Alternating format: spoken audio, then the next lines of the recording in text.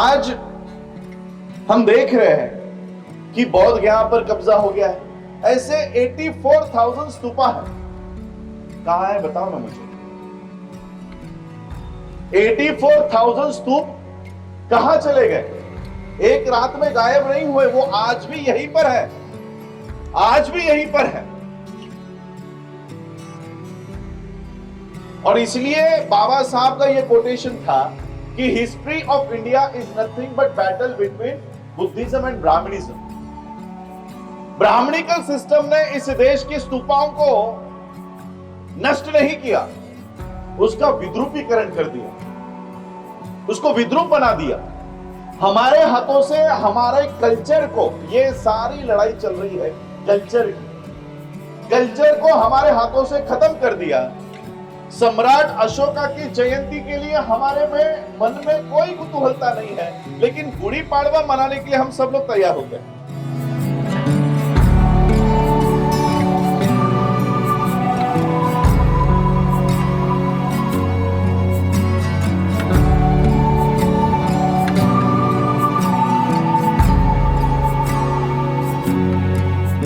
आज का इस कार्यक्रम को देखते हुए मुझे डॉक्टर बाबा साहब अंबेडकर जी की दो कोटेशंस बाबा साहब अंबेडकर जी की याद आई। पहली कोटेशन, बाबा साहब अंबेडकर इस देश के इतिहास को लेकर कहते हैं, लिखते हैं कि history of India is nothing but a moral conflict between Buddhism and Brahmanism. Bharat का इतिहास दूसरा तीसरा कुछ नहीं है, केवल बौद्ध धर्म और ब्राह्मणी धर्म में नैतिक संघर्ष है, मॉरल कॉन्फ्लिक्ट। भारत का इतिहास और कुछ नहीं है। इन दो विचारधाराओं में चली आ रही जो द्वंद्व है, कॉन्फ्लिक्ट है, ये इतिहास बस इतना ही है। और दूसरा कोटेशन बाबा साहब का याद आ रहा है कि जो कौम अपना इतिहास भूल जाती है, वो कौम कभी भी अपना इतिहास नहीं बना सकती। जो समाज अपना इतिहास विसरतो तो कधी ही अपना इतिहास रचू शकणार नाही। ये दो पंक्तियां, ये दो कोटेशंस बाबा साहब अंबेडकर जी की आज मुझे इस कार्यक्रम को देखते हुए याद आ रही थी कि आज सम्राट अशोका की जयंती है, लेकिन कहीं पर भी जिस तरह से सम्राट अशोका की जयंती इस देश ने मनानी चाहिए थी, वो कहीं नहीं मनाई जा रही। इस देश का प्रधानमंत्री जिस सम्राट अशोका के चिन्ह के सामने नतमस्तक होता है, वो प्रधानमंत्री तक इस देश के सम्राट अशोका के जयंती के लिए एक ट्वीट या एक बधाई का मैसेज नहीं देता। इस देश की राजमुद्रा बदल दी जाती है, लेकिन फिर भी आज हम लोग चुप हैं। क्यों? क्योंकि हम अपना इतिहास भुला चुके हैं। और इसलिए आज मैं ये बाबा साहब की दो कोटेशंस मुझे आज ये याद आ रही थी। सम्राट अशोका ने उस समय बौद्ध धर्म को जब अपना लिया, शरण गए बौद्ध धर्म के लिए, तब उन्होंने इस देश में 84,000 बौद्ध स्तूपों का निर्माण किया। 84,000 बौद्ध स्तूपों का निर्माण किया। आज हमने लगभग कई सारे बौद्ध स्तूपों का रेप्लिका यहां पर बच्चों ने बनाया, वो हम लोगों ने देखा। और वो बच्चे उस स्तूप की जानकारी भी दे रहे थे। आज बुद्धिस्ट सोसाइटी ऑफ इंडिया के इस प्रयोग के लिए मैं उत्तर कोंकण विभाग कमेटी को और बदलापुर शाखा कमेटी को बधाइयां देता हूं कि उन्होंने कम से कम आने वाली जनरेशंस में, आने वाली पीढ़ियों में उन्होंने अपना इतिहास क्या है ये बताने की कोशिश आज के इस कार्यक्रम के माध्यम से की कि स्तूप क्या है, वो स्तूप कहां पर है, उस स्तूपों का इतिहास क्या है। आज एक एक बच्चा विदाउट, हमारे प्रधानमंत्री तो भी टेलीप्रॉम्प्टर यूज करते हैं, लेकिन एक भी बच्चा कोई भी किताब या कोई भी कागज को देखकर नहीं बोल रहा था, वो अपने जहन से बात कर रहा था। ये बहुत बड़ी उपलब्धि है कि हमारी आने वाली पीढ़ियां अब हमारा इतिहास जानने लगी है। आज हम देख रहे हैं कि बौद्ध गया पर कब्जा हो गया है। ऐसे 84,000 स्तूपा है। कहां है बताओ ना मुझे। 84,000 स्तूप कहां चले गए? एक रात में गायब नहीं हुए, वो आज भी यहीं पर है, आज भी यहीं पर है। और इसलिए बाबा साहब का यह कोटेशन था कि history of India is nothing but battle between Buddhism and Brahmanism. Brahmanical system ने इस देश की स्तूपाओं को नष्ट नहीं किया, उसका विद्रूपीकरण कर दिया, उसको विद्रूप बना दिया। हमारे हाथों से हमारे कल्चर को, ये सारी लड़ाई चल रही है कल्चर की, कल्चर को हमारे हाथों से खत्म कर दिया। सम्राट अशोका की जयंती के लिए हमारे में मन में कोई कुतूहलता नहीं है, लेकिन गुड़ी पाड़वा मनाने के लिए हम सब लोग तैयार होते हैं।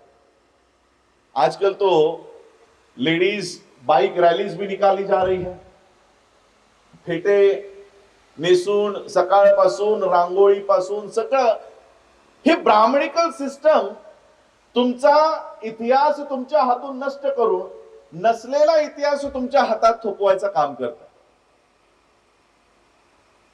ये सब लड़ाई चल रही है कल्चर की, कि बुद्धिस्ट कल्चर हो या ब्राह्मणिकल कल्चर हो, दो ही कल्चर इस देश में, तीसरा कोई कल्चर नहीं है।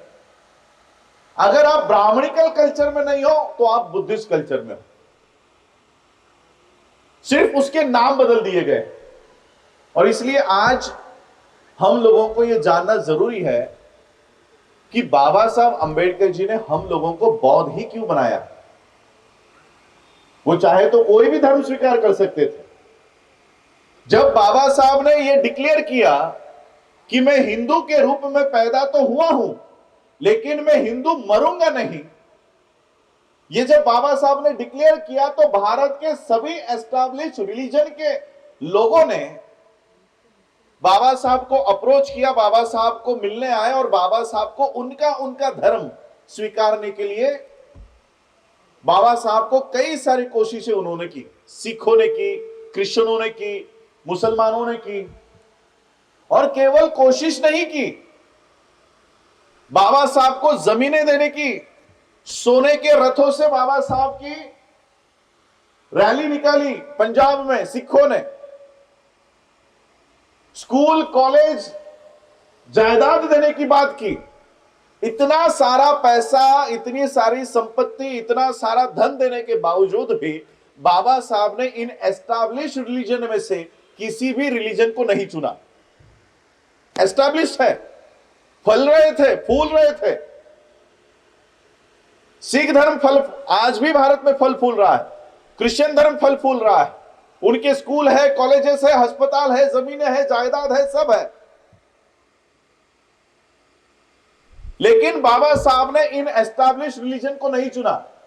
कौन से रिलीजन को चुना? जो रिलीजन, जो धर्म इस धरती से मिट चुका था, उसके लिए कोई भी बाबा साहब को यह बताने के लिए नहीं आया कि बाबा साहब आप हमारा धर्म ले लो, बौद्ध धर्म ले लो। क्यों नहीं आया पता है आपको? बाबा साहब को बौद्ध धर्म में आने के लिए कोई भी मनाने के लिए क्यों नहीं आया? इसलिए नहीं आया क्योंकि उस समय बौद्ध धर्म का प्रचार करने वाला भारत में कोई बचा ही नहीं था। जब भारत में बौद्ध धर्म का प्रचारक बचा हो तब तो वो आएगा और कहेगा ना कि आप हमारा धर्म ले लो। जब भारत में कोई है ही नहीं उस धर्म का, तो वो बौद्ध धर्म स्वीकारने के लिए, मनाने के लिए कैसे आएगा? बाबा साहब को जिन्होंने बौद्ध धर्म की दीक्षा दी, चंद्रमणि, महास्तवीर चंद्रमणि, ये खुद बाबा साहब उनको बर्मा से लेकर आए थे। भारत से बौद्ध धर्म की दीक्षा देने के लिए भी बाबा साहब को काशाय वस्त्र में एक भी बौद्ध भिक्खु उपलब्ध नहीं था। अभी मैं ये इस मई महीने में फिर से यूनाइटेड नेशंस की कॉन्फ्रेंस में जा रहा हूं। उस यूनाइटेड नेशंस की कॉन्फ्रेंस में मेरा जो थीसिस है वो एक्सेप्ट हुआ है। रिसर्च, उन्होंने मेरा रिसर्च पेपर सिलेक्ट किया है और लगभग 92 कंट्रीज के सामने मुझे प्रेजेंटेशन देना है। 2018 में मैं इसी यूनाइटेड नेशंस के कॉन्फ्रेंस में गया था। लगभग उस समय 120 देशों के रिप्रेजेंटेटिव्स वहां पर थे। इस बार भी देश के प्रधानमंत्री, वाइस प्रेसिडेंट वहां पर होते हैं। अगर प्रधानमंत्री नहीं आ पाए तो वो उनका मैसेज दे देते हैं।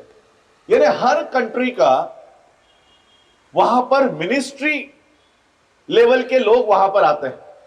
2018 में जब मैं इस यूनाइटेड नेशन के कॉन्फ्रेंस में गया हुआ था,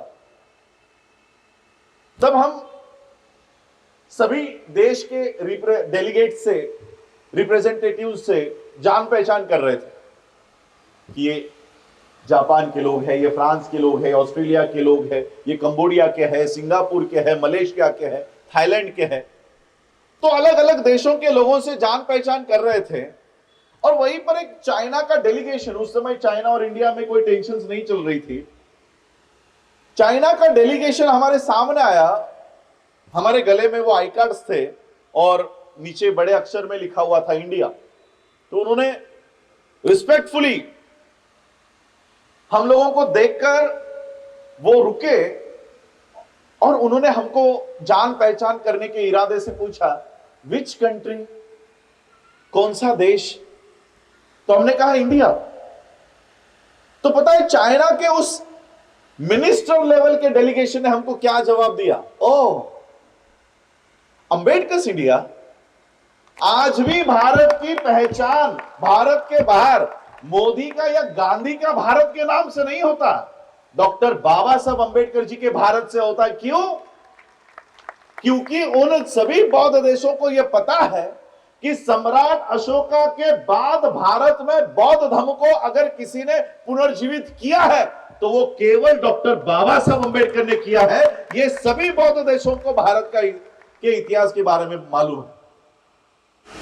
1954 के कॉन्फ्रेंस में बाबा साहब दीक्षा लेने से पहले बुद्धिस्ट के कॉन्फ्रेंस में कहते हैं, वर्ल्ड फेडरेशन फॉर बुद्धिस्ट के कॉन्फ्रेंस में, कि भारत में बुद्ध के केवल मेडिटेशन और अभिधम्मा के ऊपर फोकस किया गया है। जो महत्व दिया गया है वो केवल बुद्धा के मेडिटेशन के ऊपर दिया गया है और अभिधम्मा के ऊपर दिया गया है। लेकिन क्या बुद्ध ने इसके अलावा और कोई मैसेज नहीं दिया?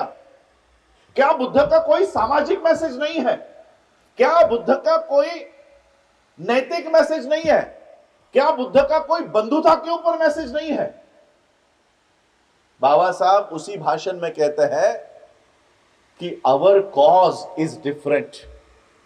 हमारा बौद्ध होने का जो हेतु है वो केवल आंखें बंद करके मेडिटेशन करना नहीं है।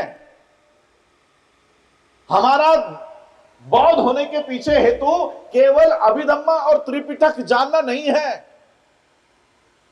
बाबा साहब उसी स्पीच में 1954 में 72 बुद्धिस्ट कंट्रीज के सामने कहते हैं, हमें बुद्ध के सोशल जस्टिस को भारत में पुनर्जीवित करना है। कौन से मैसेज को? बुद्ध के सामाजिक न्याय वाले मैसेज पे।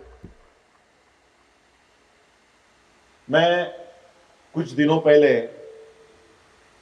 किसी एक वक्ता ने स्टेटमेंट दिया कि बाबा साहब ने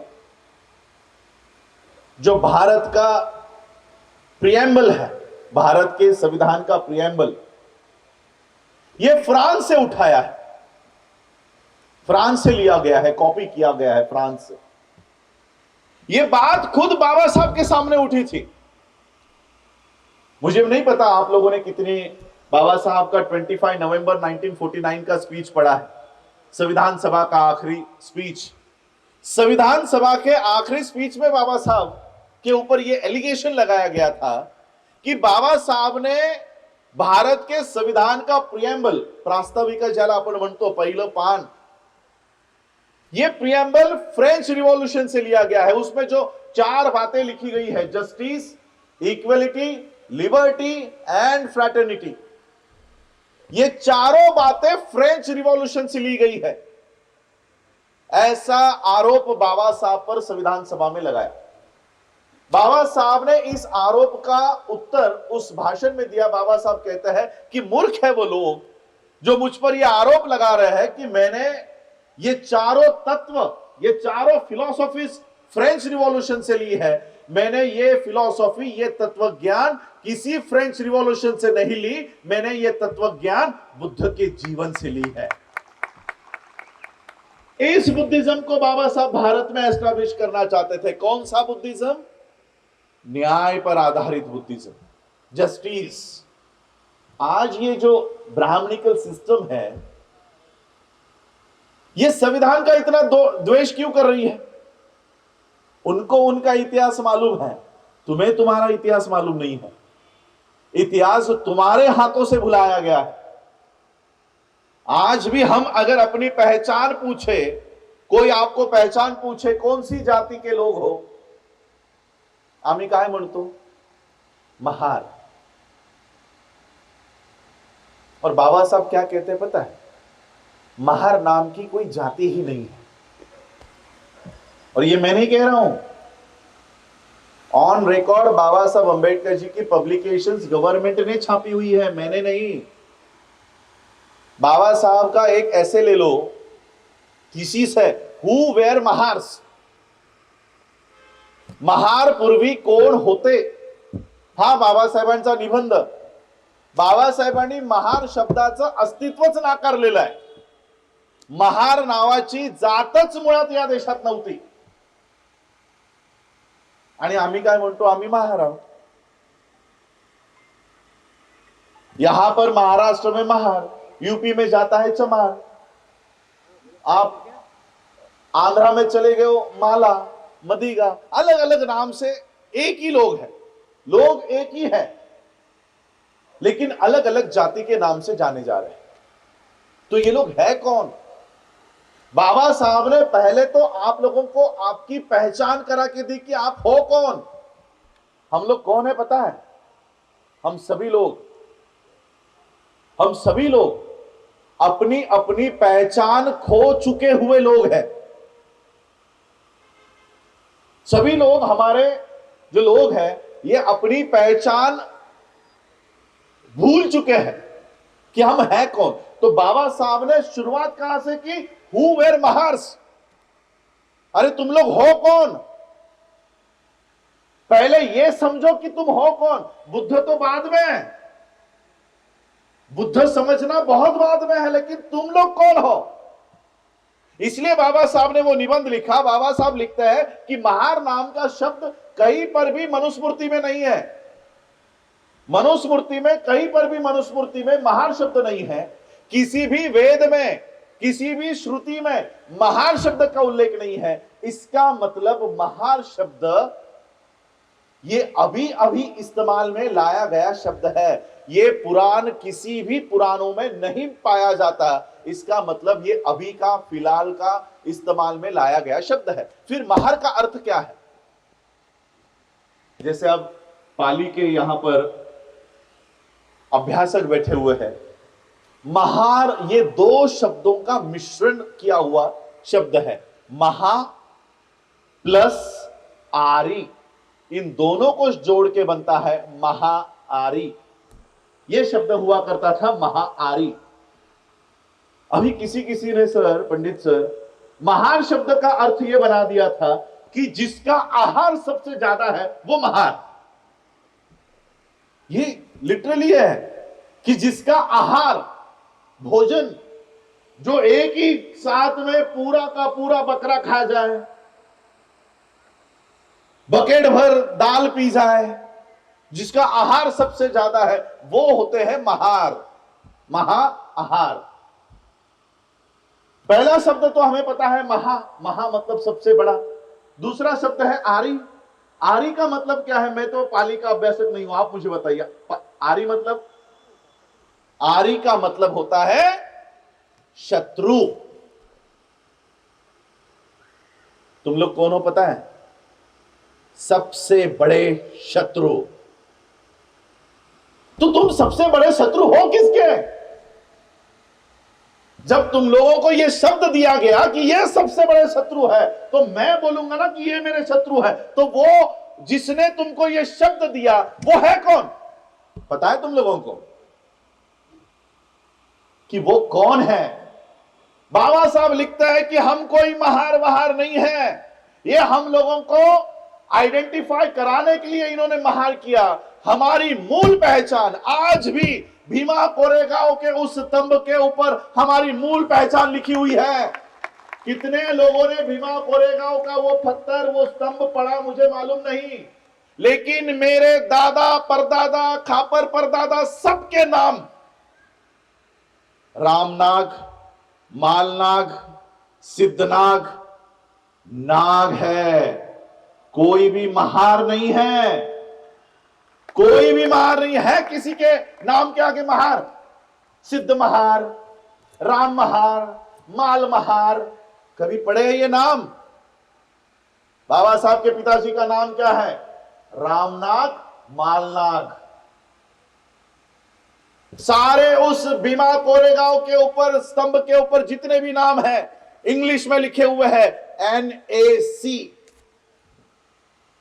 राम RAM, राम, NAC, माल MAL, माल NAC।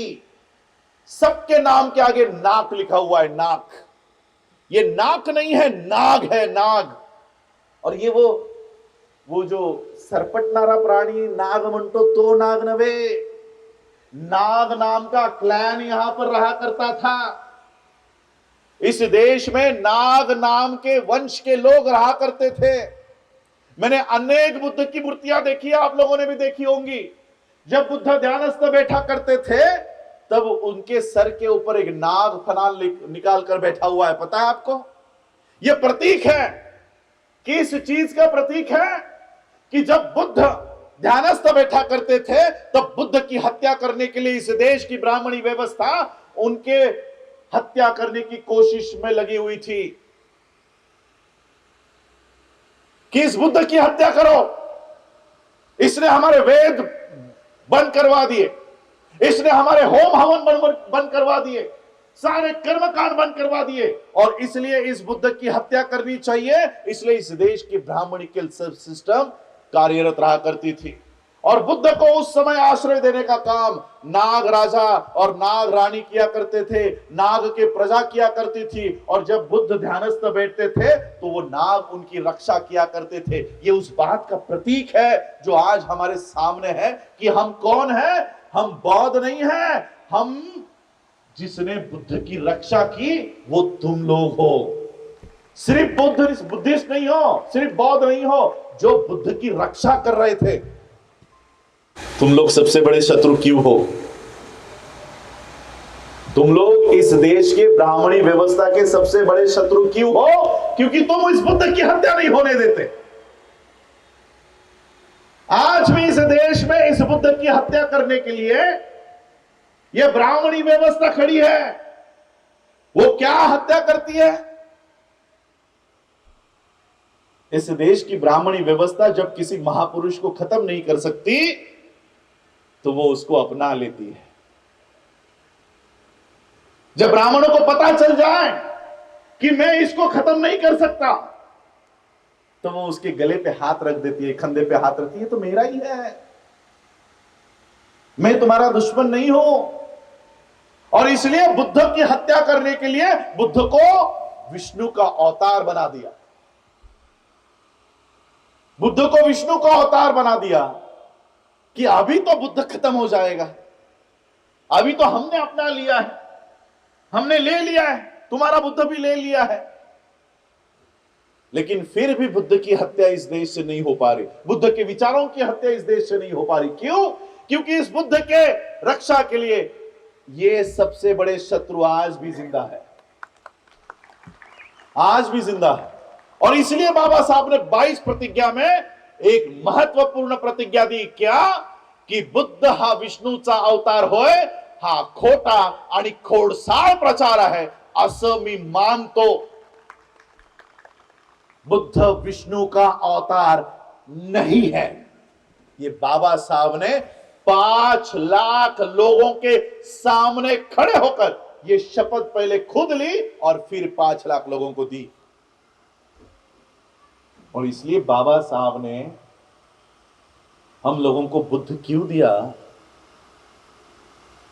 इस देश में सामाजिक न्याय की लड़ाई लड़नी है, पहले हम लोगों को अपनी आइडेंटिटी क्लियर करा के दी कि तुम लोग हो कौन। तुम लोग महार हो, बाबा साहब ने दीक्षा, यही दादर में रहते थे, मुंबई के रेस कोर्स मैदान पर कार्यकर्ताओं ने बाबा साहब के बौद्ध धम्म दीक्षा का कार्यक्रम आयोजित किया कि कार्यक्रम रेस कोर्स मैदान पर होगा। बाबा साहब ने कहा नहीं, कार्यक्रम नागपुर में ही होगा। नागपुर में ही क्यों? क्योंकि बाबा साहब आप लोगों को आपकी पहचान बताना चाहते थे कि तुम लोग महार नहीं हो।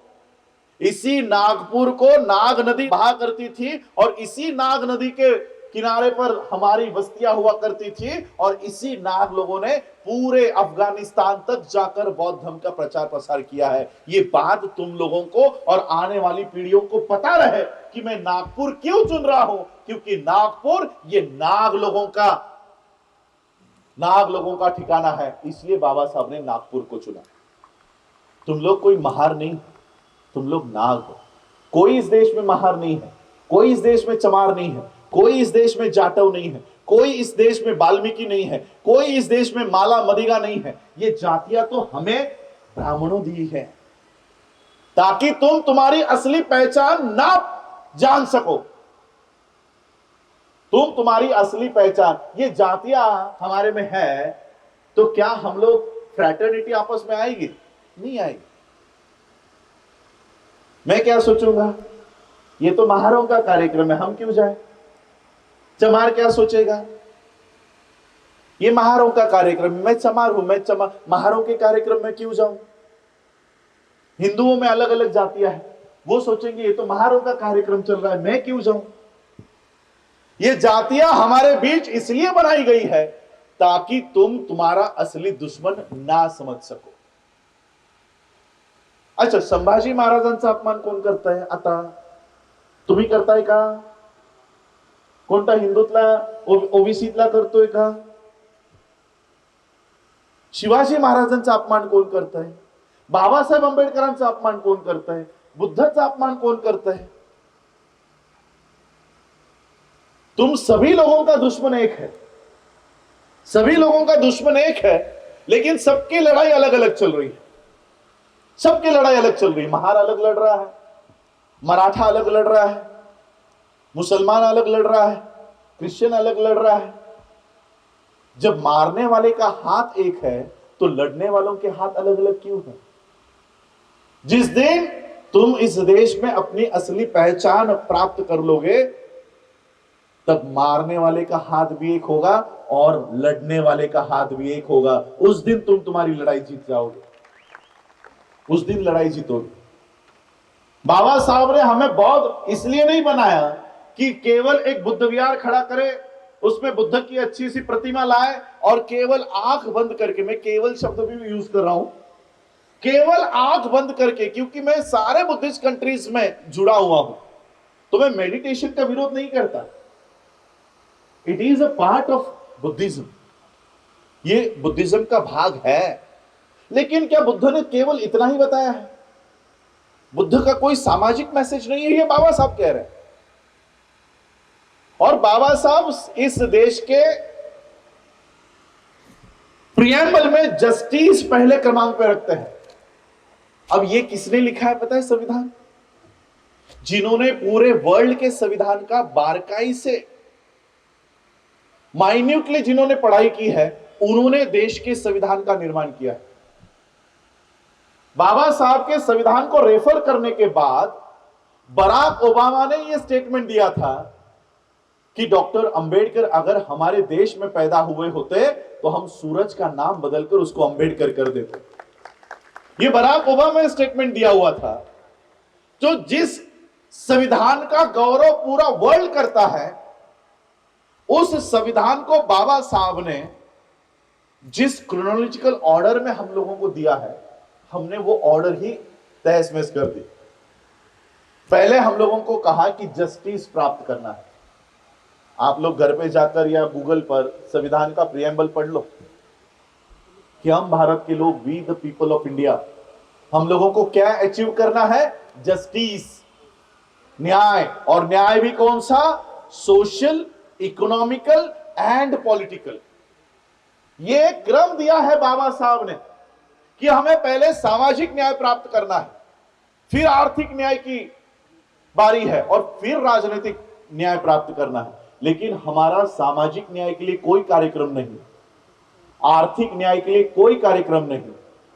हम सिर्फ चाहते हैं राजनीतिक न्याय।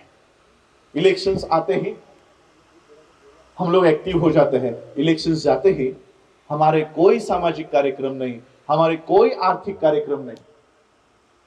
आप लोगों ने, हम लोगों ने भी बचपन में गाने सुने थे, जहां डाल डाल पर सोने की चिड़िया करती थी बसेरा, वो भारत देश है मेरा, है ना? ये सुना है ना आपने? इस व्यवस्था ने हमको इस देश के डाली डाली पर सोने की चिड़िया बैठा करती थी ये तो बताया, लेकिन वो काल किसका था ये नहीं बताया। वो काल सम्राट अशोका का था, ये इस व्यवस्था ने हम लोगों को नहीं बताया। अब सोचो कि जिनकी रक्षा करने का काम तुम लोग कर रहे थे, उन लोगों की ही कोई आर्थिक व्यवस्था इस देश में नहीं है। जिस सम्राट अशोका के, तथागत बुद्ध के आप लोग सिपाही हुआ करते थे, सम्राट अशोका की अर्थव्यवस्था पूरे विश्व तक फैली हुई थी, उन लोगों की कोई आर्थिक व्यवस्था नहीं। बाबा साहब ने सामाजिक न्याय के लिए हम लोगों को बुद्ध दिया कि सामाजिक न्याय प्राप्त करना है तो पहले आप लोगों को आपकी एक पहचान तैयार करनी होगी। एक पहचान, महार, मातंग, चांभार, ढोर, वाल्मिकी अशा वेगवेगळ्या ओळखी नाही तर एकच ओळख तुम्ही निर्माण करा। 15 अक्टूबर 1956 को नागपुर के दीक्षा भूमि में दिए गए भाषण में बाबा साहब कहते हैं कि आज मैं तुम्हें बौद्ध धम्म में ला रहा हूं। इस बौद्ध धम्म में कैसे आना है? जैसे अलग अलग नदियां एक महासागर में जाकर मिलती है, वैसे इस धम्म में आओ। इस धम्म में आने के बाद कोई ये नहीं कह सके कि ये गंगा का पानी है, ये गोदावरी का पानी है, ये कृष्णा नदी का पानी है। इस महासागर में आने के बाद सिर्फ एक ही पहचान आप लोगों की हो। बाबा साहब ने ये आदेश हम लोगों को दिया था कि बौद्ध धर्म स्वीकारने के बाद आप चमार हो, महार हो, ढोर हो, वाल्मीकि हो, पासी हो, जाटो हो, ये आइडेंटिटी अपनी मत बनाओ। बौद्ध धर्म में आने के बाद आपकी एक ही पहचान होगी। और इसलिए आज जनगणना आती है, बाकी के सारे कार्यक्रम आते हैं, हमें फिर जातियों के लेवल में वो वापस लेकर जाते हैं। हम लोग रिवॉल्यूशन और काउंटर रिवॉल्यूशन के उस लूप में फंसे हुए हैं। बौद्ध धर्म के दीक्षा के कार्यक्रम बढ़ने लगते ही है, वैसे नारे शुरू हो जाते हैं। एक महार लाखांची हार, द ग्रेट चमार, द रॉयल वाल्मीकि। यानी लोग जैसे ही बुद्धिस्ट होना चाहते हैं, सरकार आप लोगों को वापस जाति के डब्बों में रख देती है कि जातियों से बाहर नहीं आना। याद रखो, जितने देर तक तुम महार, चमार, पासी, अजून मला तर बऱ्याच जातींची नावही माहिती नाही, ये जातियों में जब तक रहोगे तब तक तुमको कोई नहीं पूछने वाला, कोई नहीं पूछे। आज बाबा साहब हमें, आप लोगों को पता होगा, एक 2-4 साल पहले रशिया और यूक्रेन में लड़ाई चल रही थी, वॉर हो रहा था। पता है किस लिए था वो वॉर? यूक्रेन एक छोटा सा देश है, नाटो नाम का एक ऑर्गेनाइजेशन है, नॉर्थ अमेरिका और टेररिस्ट, एंटी टेररिस्ट ऑर्गेनाइजेशन, जो टेरर या वॉर के खिलाफ बचने के लिए जिन लोग देश ने ऑर्गेनाइजेशन बनाया है, 10 देश है अमेरिकन कंट्रीज, उन्होंने ये ऑर्गेनाइजेशन बनाया। यूक्रेन ने कहा कि हमें भी इसका सदस्य बनना है। रशिया ने कहा कि तुमको हम सदस्य नहीं बनने देंगे। तो उन्होंने बाकी कंट्रीज को मनाना शुरू किया कि हमारा सदस्यता ले लेना।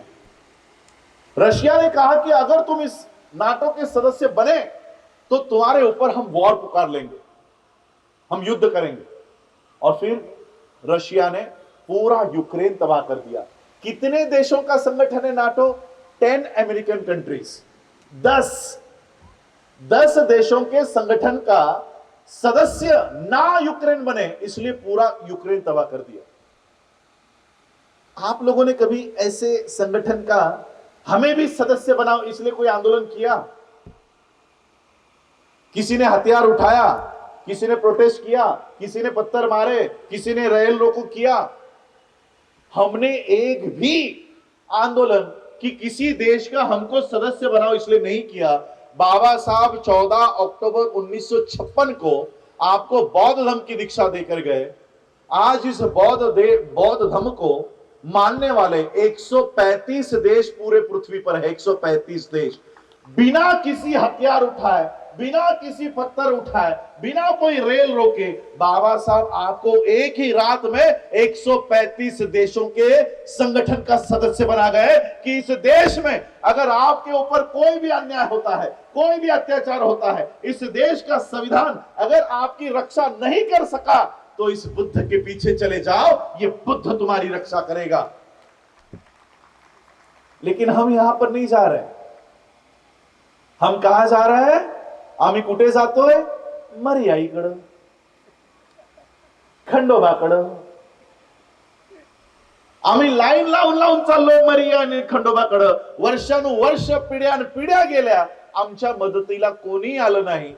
एक दिवस, सिर्फ एक दिन बौद्ध बन के विश्व के सामने जाओ कि मैं बुद्धिस्ट हूं, देखो सारे बुद्धिस्ट कंट्रीज तुम्हारे लिए, सारी बुद्धिस्ट कंट्रीज खड़ी हो जाएंगी। महार मातंग चमार ढोर बन के रहोगे तो इस देश में और इस देश के बाहर कोई भी तुम्हें नहीं पूछेगा। लेकिन जिस दिन तुम लोग बौद्ध पहचान इस देश में हासिल कर लोगे, जैसे ये रेड कारपेट बिछाकर मेरा स्वागत किया गया, उसी तरह से तुम्हारा स्वागत सारे बौद्ध देश करें, सारे बौद्ध देश। इस देश का प्रधानमंत्री मैंने 2008 में ही इसका काला चिट्ठा पूरे विश्व के सामने लाया। ये लोग बाहर जाकर क्लेम करते हैं कि भारत बुद्ध का देश है। अभी अभी सोशल मीडिया, इंस्टाग्राम और वो सारा शुरू हुआ ये 2-4 सालों में, तब जाकर ये पोस्ट रील्स अब लोगों के सामने आ रही है। नीतू अंबानी का एक वीडियो आप लोगों ने देखा होगा, वो यूएस में जाकर कहती है कि I come from the country, I come from a Buddhist nation. वहां जाकर कहती है कि भारत बुद्ध का देश है। यहां आकर राम मंदिर वही बनाएंगे। भारत के बाहर भारत बुद्ध का देश है। कोई मंदिर बनाए, मस्जिद बनाए, गुरुद्वारा बनाए, चर्च बनाए, हमें उससे कोई दिक्कत नहीं है। वो देश के संविधान ने उसे अधिकार दिया हुआ, वो देश के संविधान का अधिकार है, हम स्वागत ही करेंगे। लेकिन ये कौन सा दोगलापन है कि भारत के बाहर बुद्धिस्ट और भारत में आते ही गर्व से कहो हम हिंदू है। तो ये बाबा साहब जो तुम्हें देकर गए हैं वो तुम्हारे हाथ से उन्होंने ले लिया है। तुम्हारा चलने वाला चलन, सोने का चलन तुम्हारे हाथ से ले लिया है और तुम्हारे हाथ में नहीं चलने वाला चलन दे दिया। ये मर्याई पूजत बस, 12 सोमवार कर, 15 शुक्रवार कर, चालूच आहे, पिढ्यानपिढ्या सुरू आहे। शुक्रवार गेला, सोमवार गेला, मंगळवार गेला, पिढ्यानपिढ्या गेले, काडीचाही फरक पडला नाही। मी आता त्या फाउंडेशनचं मला वाटतं 2-4 वर्षापूर्वीच मी त्या लोकांना उघडकीस केलं। त्या फाउंडेशनचं नाव काय? Buddha, I am Buddha foundation.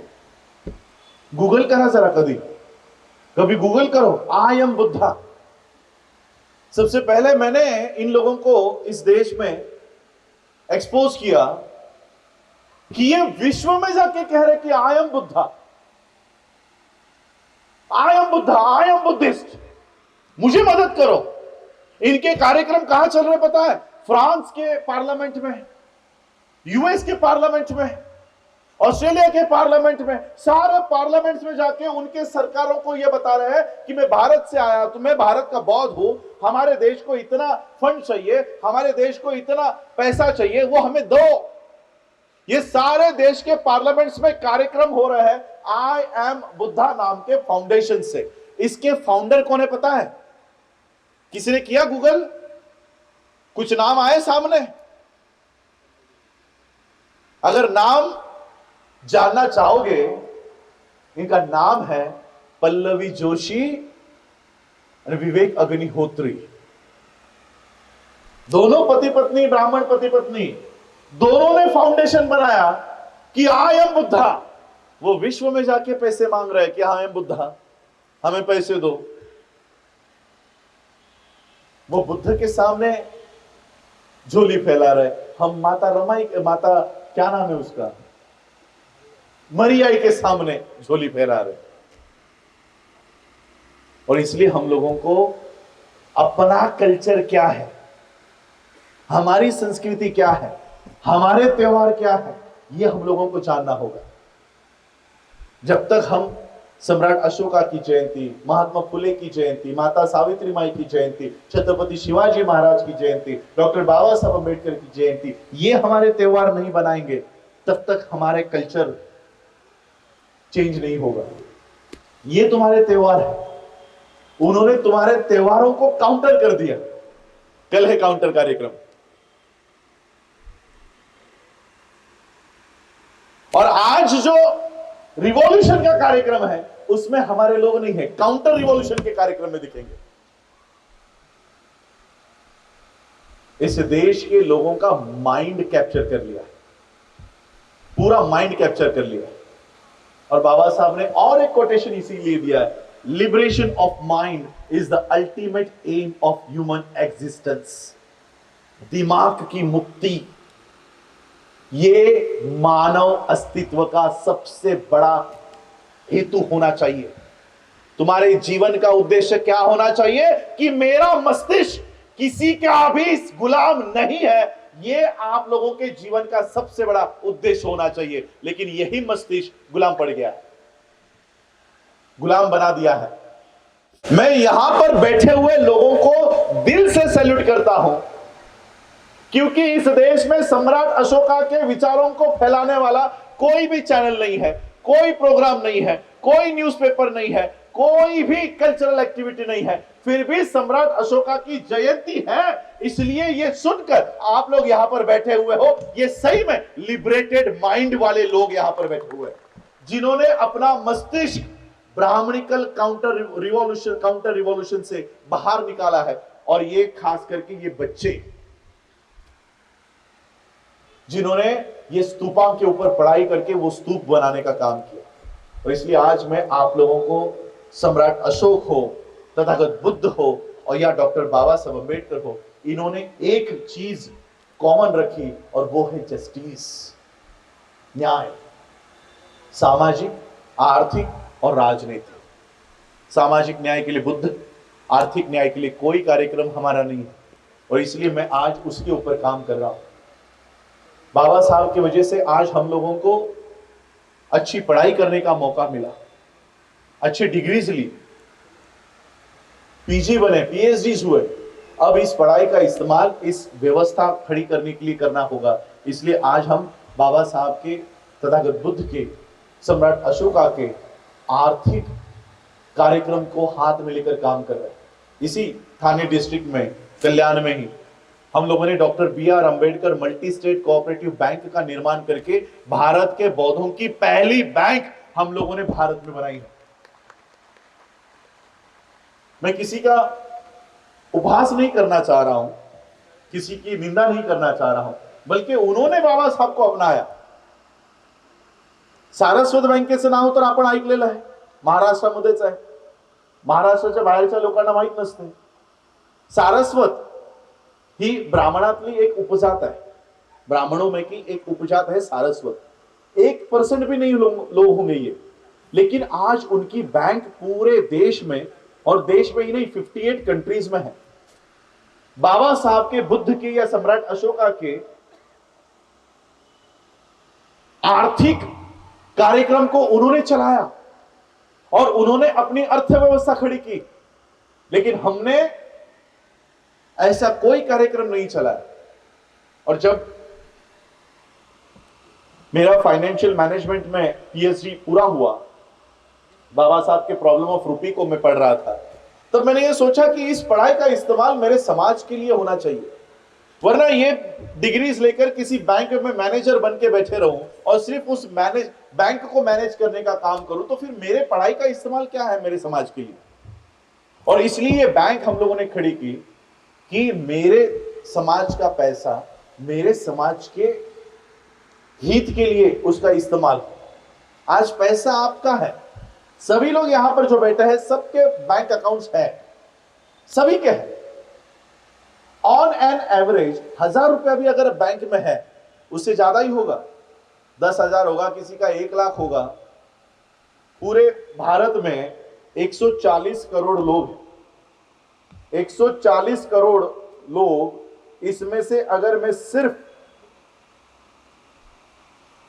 अगर 17% भी एससीज का पॉपुलेशन पकड़ू, तब भी ये 23 करोड़ या ऑन एन एवरेज आप लोग 25 करोड़ लोग समझते हैं। 25 करोड़ लोगों का 1000 रुपया भी अगर बैंक में है, सिर्फ 1000 रुपया 25 करोड़ लोगों का, तो हमारा इस अर्थव्यवस्था में, इंडियन इकोनॉमी में 25,000 करोड़ रुपया हमारा है। 25,000 करोड़ बैंकों में पड़ा हुआ है, सिर्फ 1000 रुपया अगर पकड़े तो। ये 1 लाख और 10 लाख और 50 लाख भी है, मैं सिर्फ मिनिमम बता रहा हूं कि 25,000 करोड़ रुपया हमारा इंडियन इकोनॉमी में पड़ा हुआ है। अब बताओ, ये 25,000 करोड़ रुपया जो हमने रखा हुआ है, क्या एक भी सम्राट अशोका, बुद्ध या बाबा साहब के विचारों वाली बैंक है? क्या एक भी अधिकार से स्टेशन पे जाते ही कैनरा बैंक लगती है? क्या अधिकार से बोल सकते हो कि ये मेरे समाज की बैंक है? वही बैंक ऑफ महाराष्ट्र है, क्या अधिकार से बोल सकते हो कि ये मेरी बैंक है? एचडीएफसी है, क्या आप बोल सकते हो कि ये मेरी बैंक है? 25,000 करोड़ रखा है आपने, लेकिन वो रखने के लिए खुद का प्लेटफॉर्म नहीं है। जैसे आज मेरे ये विचार सुनने के लिए आपने ये मंच तैयार किया और तब जाकर मैं अपनी ये बात बोल सकता हूं। क्या आपने अपना हार्ड अर्न मनी रखने के लिए कोई प्लेटफॉर्म तैयार किया? सुबह 10 बजे से लेकर 5 बजे तक काम करते हो, सुबह की ट्रेन पकड़ के जाते हो, शाम की ट्रेन पकड़ के वापस आते हो, और ये सारा पैसा कमा कर कहां रखते हो? बैंक में। और ये बैंक उठाकर कहां देता है? मुझे नेट अगर है तो मैं और एक जानकारी आपको देना चाहता हूं। सिर्फ मैं एक बैंक का आपको उदाहरण देना चाहूंगा। ये आपने कमाए हुए पैसे, उससे पहले मैं एक व्यक्ति का जिक्र करना चाहूंगा। अडानी नाम का इस देश का उद्योजक है, विश्व का 2nd नंबर पर, दूसरे क्रमांक का श्रीमंत, सबसे अमीर उद्योजक अडानी है। अब अपने आप एक सोचो, क्या अडानी जैसा इतना बड़ा आदमी, उसका सारा पैसा डॉलर्स का, पाउंड्स का, क्या वो भारत के किसी सरकारी बैंक में रखता होगा? उसके पैसे कहां है पता है? चाइना के बैंक में, अमेरिकन बैंक में, सिंगापुर के बैंक में, सारा पैसा भारत के बाहर। और वही अडानी इस देश में नवी मुंबई का एयरपोर्ट अभी बनने वाला है, यह अभी की खबर है। State Bank of India underwrites the entire debt of 12,770 crore of Adani's new Mumbai airport. Adani को नया न्यू मुंबई एयरपोर्ट बनाने के लिए 12,770 करोड़ रुपए स्टेट बैंक ऑफ इंडिया ने दिया था, वो सारा का सारा एसबीआई माफ करती है। जो आदमी एक भी रुपया इस एसबीआई में नहीं रखता, वो एसबीआई उसके 12,770 करोड़ रुपया, यह अभी की न्यूज है, तारीख भी बता दूंगा। द हिंदू में ये छपी हुई है, द हिंदू ये बड़ा न्यूज़पेपर है और ये 31 मार्च 2022 की न्यूज है, ये एक न्यूज है। ऐसे कई सारे न्यूज है, मैं पूरा डायरेक्ट टोटल ही आंकड़ा बता देता हूं कि केवल एक bank, state Bank of India ने अडानी के लगभग 1 लाख करोड़ रुपए से भी ज्यादा माफ किए। ये माफ करने वाली रकम है, देने वाली बताई नहीं है। तो ये पैसे किसने कमा कर रखे हैं एसबीआई में? तुम लोगों ने। सुबह की ट्रेन पकड़ के गए होंगे, वापस आए होंगे, पूरा महीना महीना काम किया होगा, 20,000 25,000 जो सैलरी मिली वो अलग अलग बैंकों में पड़ी हुई है। ये बैंक उठाकर अडानी को एयरपोर्ट बनाने के लिए दे रही है, रास्ते बनाने के लिए दे रही है, रेलवे बनाने के लिए दे रही है, पुल बनाने के लिए दे रही है। ये तुम्हारे पैसों से अडानी इस देश में सारी संपत्ति खड़ा कर रहा है। अब इसमें गलती एसबीआई की है, अडानी की है, किसकी है? गलती हमारी है। क्यों? क्योंकि हमने अपना पैसा रखने के लिए अपने खुद का प्लेटफॉर्म तैयार ही नहीं किया। 75 years ऑफ कॉन्स्टिट्यूशन, जिन सारस्वत ब्राह्मणों को सारस्वत बैंक बनाने का अधिकार संविधान ने दिया, उसी संविधान ने तुम्हें भी अधिकार दिया है, लेकिन हमने कभी उस अधिकार का इस्तेमाल नहीं किया। और इसलिए इस अधिकार का इस्तेमाल करते हुए हमने डॉक्टर बी.आर. अंबेडकर बैंक का निर्माण किया और आने वाले 5 सालों में स्टेट बैंक ऑफ इंडिया के बगल में doctor B R. Ambedkar nationalised bank खड़ी हो, इस विजन के ऊपर हम काम कर रहे हैं। इसमें भी आप लोग शामिल होइएगा। अभी फिलहाल तो कल्याण में एक ब्रांच हम लोगों ने तैयार की है। ये जो जितने भी, ये अब इंडियन इकोनॉमी नहीं है। हम लोग जब कॉलेज में थे तब इंडियन इकोनॉमी पढ़ाया करते थे, भारतीय अर्थव्यवस्था। अब ये शब्द सुनाई देता है क्या आपको? भारत सरकार नाम का शब्द कान पे आ रहा है क्या? कौन सा सरकार? मोदी सरकार। अच्छा, मोदी के पहले भी प्रधानमंत्री हुआ करते थे। कभी सुना मनमोहन सिंह सरकार, मोरारजी देसाई सरकार? अभी अभी क्यों भारत सरकार का नाम बदल दिया गया है? अब भारत सरकार इस देश में अस्तित्व में है ही नहीं। इस देश में जो सरकार है वो केवल मोदी सरकार है, और मोदी सिर्फ अपने लोगों के लिए ही काम कर रहा है। अडानी, अंबानी, अग्रवाल, इन उद्योजकों के लिए काम कर रहा है। और हमारा पैसा हमें बताया जा रहा है कि भारत सरकार के उपक्रम में लगाया गया है। वो भारत सरकार के उपक्रम में नहीं, मोदी के उपक्रमों में जा रहा है। और इसलिए हमें अपनी खुद की अर्थव्यवस्था इस देश में तैयार करनी होगी। हमें इस देश में सम्राट अशोका का भारत तैयार करना होगा, तथागत बुद्ध का, बाबा साहब अंबेडकर जी का भारत तैयार करना होगा। एक ऐसा भारत कि इस देश पे राज चाहे मोदी का हो चाहे गांधी का हो, इस देश में प्रधानमंत्री या मोदी बने या राहुल गांधी बने, इस देश का बुद्धिस्ट कभी भी किसी के दरवाजे पर नहीं जाए, ऐसी व्यवस्था तुम लोगों को इस देश में खड़ी करनी होगी। तब जाकर सम्राट अशोका की जयंती, बाबा साहब अंबेडकर जी की जयंती या बुद्ध की जयंती मनाने वाले हम लोगों को वो अधिकार प्राप्त होगा। अब बाबा साहब की जयंती आएगी, बदलापुर में भी होगी, थाने में होगी, पूरे महाराष्ट्र में होगी, देश में होगी, देश के बाहर भी हो रही है, अभी पूरे विश्व में होती है। कभी कभी मैं सोचता हूं कि मैं हर एक एंगल को थोड़ा इकोनॉमिकली सोचता हूं। मेरी पढ़ाई इकोनॉमिक्स में है। 2020 में लॉकडाउन था, आप लोग भी घर में ही थे। उस समय मेरी पीएचडी का सारा थीसिस लिखने का काम चल रहा था। तो इकोनॉमिक टाइम्स हमारे सिलेबस का भाग है, तो वो इकोनॉमिक टाइम्स तो हम लोग डेली पढ़ते हैं, आज भी मैं पढ़ता हूं। उस समय पढ़ाई का भाग था, इसलिए वो पढ़ रहा था। ऑनलाइन शुरू हो गया था ई इकोनॉमिक टाइम्स।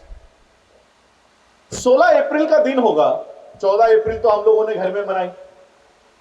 सभी लोगों के सोसाइटीज, बिल्डिंग सीज थी, सोसाइटी के बाहर नहीं जा सकते थे, दुकान भी बंद थे। उस समय में इकोनॉमिक टाइम्स में एक खबर पढ़ रहा था कि डॉक्टर बाबा साहब अंबेडकर जी की जयंती इस साल नहीं मनाई गई। मैंने कहा इकोनॉमिक टाइम्स अग्रवाल ग्रुप का पेपर है, ब्राह्मणों का पेपर है, उसे क्यों दुख हो रहा है कि बाबा साहब की जयंती नहीं मनाई गई? भाई तू क्यों दुखी हो रहा है? फिर इसलिए मैंने वो क्लिक की और पूरी खबर पढ़ी। वो खबर में क्या लिखा था न्यूज में कि बाबा साहब की जयंती न होने की वजह से इंडियन इकोनॉमी को, भारतीय अर्थव्यवस्था को 2100 करोड़ रुपए का नुकसान हो गया। 14 अप्रैल 2020 ये नहीं होने की वजह से 2100 करोड़ रुपए का नुकसान भारतीय इकोनॉमी, भारतीय काहे की इकोनॉमी, ब्राह्मणिकल इकोनॉमी। ब्राह्मण क्यों रो रहा था? अरे तुमने पटाखे नहीं फोड़े, तुमने डीजे नहीं लाया, तुमने हमारे दुकानों से कपड़े नहीं खरीदे, मिठाई नहीं खरीदी, शराब नहीं खरीदी। सोचो अभी 14 अप्रैल आएगी, जयंती का दृश्य सोचो, क्या क्या करते हैं खर्चा। ऑन एन एवरेज एक आदमी 10,000 रुपए की तो भी खरीदारी करता है। कपड़े, घड़ी, शूज, पेंटिंग करेंगे, लाइटिंग लगाएंगे, डीजे लाएंगे। एक सोसाइटी का खर्चा 5 लाख तो होगा, 5 लाख रुपए। सोचो एक छोटे से सोसाइटी से 5 लाख रुपए जाता होगा इंडियन इकोनॉमी को, ऐसी पूरे भारत से कितनी सोसाइटियां होंगी। ये 2020 का आंकड़ा था कि 21,000 करोड़ नहीं मिला, 2025 में तो ये 5,000 करोड़ तक चला गया है। इतने बड़े बड़े स्पीकर्स आजकल आ गए हैं डीजे के, कितना खर्चा बढ़ गया। सोचो एक रात में हम 5,000 करोड़ रुपया खर्च कर सकते हैं। एक रात का खर्चा है ये 14 अप्रैल का। जो समाज एक रात में 5,000 करोड़ रुपया खर्च कर सकता है, क्या वो समाज एक रात में 30 करोड़ रुपए की अपनी बुद्धिस्ट यूनिवर्सिटी खड़ा नहीं कर सकता? यूनिवर्सिटी पूरी नेशनल यूनिवर्सिटी खड़ी करने का खर्चा कितना है? 30 करोड़ रुपए। 30 करोड़ रुपए में आपकी बुद्धिस्ट यूनिवर्सिटी देश में खड़ी हो सकती है। नेशनलाइज बैंक को अगर रजिस्ट्रेशन लेना है, नेशनलाइज बैंक बनानी है, तो शेयर कैपिटल है 10 CR कोऑपरेटिव बैंक के लिए। 10 करोड़। हम एक रात में 5,000 करोड़ खर्च कर रहे हैं। 5,000 करोड़ रुपया खर्च करने वाले समाज का एक कोऑपरेटिव बैंक नहीं है। ये आज मैं ये बोल रहा हूं, ये लोगों तक जाएगा यूट्यूब के माध्यम से। कोई भी आज तक, जी24 तास, एबीपी माझा, कोई नहीं बताएगा आपका ये प्रोग्राम, कोई नहीं बताने वाला। इन लोगों को तो अपने नाम भी बदल लेने चाहिए। आता यांना एबीपी माझा नहीं, बीजेपी माझा ठेवायला पाहिजे। यानी देश में दूसरा आदमी ही नहीं है। मोदी, अब मोदी के बाद फडणवीस, तीसरा आदमी ही देश में नहीं है। ये चैनल्स आपके टीवी पर दिखे इसलिए सैटेलाइट पर आप लोगों को अपना खुद का स्लॉट खरीदना होता है, उसकी रकम 30 करोड़ है। 5,000 करोड़ रुपया एक रात में खर्च करने वाला समाज अपना 30 करोड़ का एक चैनल खड़ा नहीं कर सकता। बाबा साहब के पास पैसे नहीं थे, लेकिन बाबा साहब के पास विजन था, दूरदृष्टि थी। हमारे पास पैसे हैं, दूरदृष्टि नहीं है कि आने वाले 5 साल में हमारे साथ क्या होने वाला है। ये हम लोगों ने अभी तक एनालाइज नहीं किया, और एनालाइज न करने की वजह से हम प्रिपेयर बिल्कुल भी नहीं है। हम सिर्फ निर्भर है देश के संविधान पर। संविधान देगा ना स्कॉलरशिप, संविधान देगा ना नौकरी। हम सिर्फ निर्भर है संविधान पर। संविधान आहे ना, मग आम्हाला कोण, आमच्या केसाला कोण धक्का लावणार है? और इसलिए हमें अपनी खुद की व्यवस्था इस देश में खड़ी करनी होगी। सम्राट अशोका का भारत इस देश में हम लोगों को खड़ा करना होगा। ये जिम्मेदारी बाबा साहब प्रधानमंत्री के ऊपर देकर नहीं गए, ये जिम्मेदारी बाबा साहब प्रेसिडेंट के ऊपर देकर नहीं गए, ये जिम्मेदारी बाबा साहब किसी भी स्टेट के चीफ मिनिस्टर को देकर नहीं गए। किसको देकर गए? प्रियम्बल का पहला 3 वर्ड्स क्या है? वी द पीपल, आम्ही भारताचे लोक। या देशामध्ये जर आमची समस्या आहे तर ती सोडवायची जबाबदारी ही आम्हालाच उचलावी लागणार आहे। कोणताही मोदी किंवा गांधी तुमची समस्या सोडवण्यासाठी पुढे येणार नाही। आणि म्हणून आम्हाला आमची अर्थव्यवस्था, शैक्षणिक व्यवस्था ही आम्हाला उभं करणं गरजेचं आहे। शैक्षणिक व्यवस्थेसाठी आम्ही नागपूर या ठिकाणी 60 एकर जमीन आम्ही त्या ठिकाणी संपादित केली है। 60 एकड़ जमीन हमने वहां पर ली है कि बुद्धिस्ट यूनिवर्सिटी हम वहां बनाएंगे। लेकिन भारत सरकार, महाराष्ट्र सरकार वहां के क्लियरेंसेस नहीं दे रही है। क्यों? तो उनको पता चल गया है कि ये बुद्धिस्ट यूनिवर्सिटी बनने वाली है।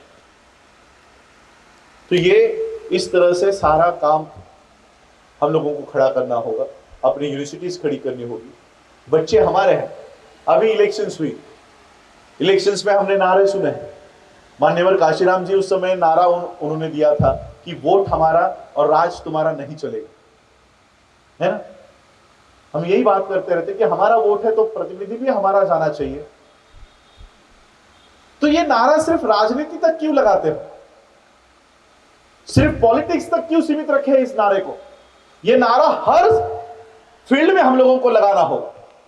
और इसलिए मैंने इकोनॉमी के लिए नारा थोड़ा बदल दिया है, अर्थव्यवस्थेसाठी हा नारा भी थोड़ा बदलला है। राजनीति में जिस तरह से वोट हमारा, राज तुम्हारा नहीं चलता, उसी तरह से अर्थव्यवस्था में नोट हमारा और बैंक तुम्हारा नहीं चलेगा। अगर नोट हमारा है तो बैंक भी हमारी होगी, हमारी बैंक होगी। इसी कार्यक्रम को लेकर मैं चल रहा हूं। समय का अभाव है और इसलिए मैं अधिक नहीं बोल पाऊंगा, लेकिन जाते जाते मैं बाबा साहब की, क्योंकि आज सम्राट अशोका की जयंती है, मैं यूएस में नहीं, यूके में जब गया हुआ था तो भाई 80 या 90 साल के बुजुर्ग वहां पर मुझे बुद्ध विहार में मिले। भारत में रह चुके थे, लंदन में शिफ्ट हो गए और लंदन में वहां पर मेरे दादाजी उनके घर पर गए थे। तो उन्होंने मेरे दादाजी से पूछा कि बाबा साहब की कुछ तो याद हमें बताओ। अब बाबा साहब के घर से आए हो, उनके साथ रहते हो, तो कुछ तो यादें होंगी, कुछ तो बातें होंगी, बाबा साहब की कुछ बातें बताओ। तो वो बुजुर्ग मुझे कह रहे थे कि आपके दादा ने मुझे बताया कि बाबा साहब, उनके घर में, राजगृह में बुद्ध की एक प्रतिमा थी और बाबा साहब खड़े होकर घंटों तक उस बुद्ध की प्रतिमा को देखा करते थे, घंटों तक देखा करते थे। तो मेरे दादाजी ने वो याद बताई कि जब उन्होंने बाबा साहब को पूछा कि आप क्या देखते रहते हो इसमें, ये फोटो में क्या देखते रहते हो, तो बाबा साहब ने जवाब दिया था कि मैं देखता हूं कि इस बुद्ध में ऐसी क्या ताकत होगी जिसने सम्राट को शस्त्र रखने पर मजबूर कर दिया, कि ऐसी क्या ताकत है इस बुद्ध में कि एक शक्तिशाली सम्राट को अपनी तलवार जमीन पर रखने के लिए मजबूर कर दिया। मेरे दादा ने, उन्होंने और एक याद बताई कि सम्राट अशोका का प्रभाव बाबा साहब पर था और इसलिए उन्होंने मेरे पिताजी का नाम सम्राट अशोका के याद पर अशोक रखा था। तो ये कुछ बातें मैं बताना चाह रहा था कि सम्राट अशोका की ये व्यवस्था हम लोगों को इस देश में लानी होगी। ये लाने के लिए कोई दूसरा आगे नहीं आने वाला है, आप लोगों को यहां आगे आना होगा। आप लोगों के पूर्वजों ने ये काम किया है। बुद्ध का धम्म इस देश में फैलाने का काम आप लोगों के पूर्वजों ने किया है और यही काम आप लोगों को भी करना है। वो डीएनए आपके, हमारे सभी के खून में है। क्यों आज आप लोग यहां पर आकर बैठे हो? क्यों कल की तैयारी में नहीं लगे हो? क्योंकि वो डीएनए आपको शांत बैठने नहीं देता। वो डीएनए आप लोगों में है, सुप्त अवस्था में, उसको जगाओ। इस देश का असली इतिहास क्या है वो जानो और उस देश की असली लड़ाई, और इसलिए बाबा साहब ने बताया था कि history of India is nothing but battle between Buddhism and Brahmanism. अब तुम किसके साइड में खड़े हो ये आप लोगों को तय करना है। और इसलिए आज सम्राट अशोका की जयंती के माध्यम से एक अच्छा भारत में, क्योंकि बदलापुर में भले ही ये कार्यक्रम हो रहा है, भारत और भारत के बाहर के लोग भी इसको देखेंगे, एक नई शुरुआत इस देश में होगी, ऐसी मैं आशा इस कार्यक्रम के माध्यम से करता हूं। एक नवीन पायदंड या देशामध्ये पडेल 5 एप्रिल नेहमी आपण या देशामध्ये सम्राट अशोकाची जयंती या देशामध्ये साजरा करण्यासाठी मोठ्या प्रमाणात अजून आपण बाहेर पडू आणि खऱ्या अर्थानं सम्राट अशोकाची जयंती ही दिवाळी आणि दसऱ्यापेक्षा मोठ्या प्रमाणात एका वेळेस या देशात सुरू होईल अशी आशा मी आजच्या कार्यक्रमात करतो.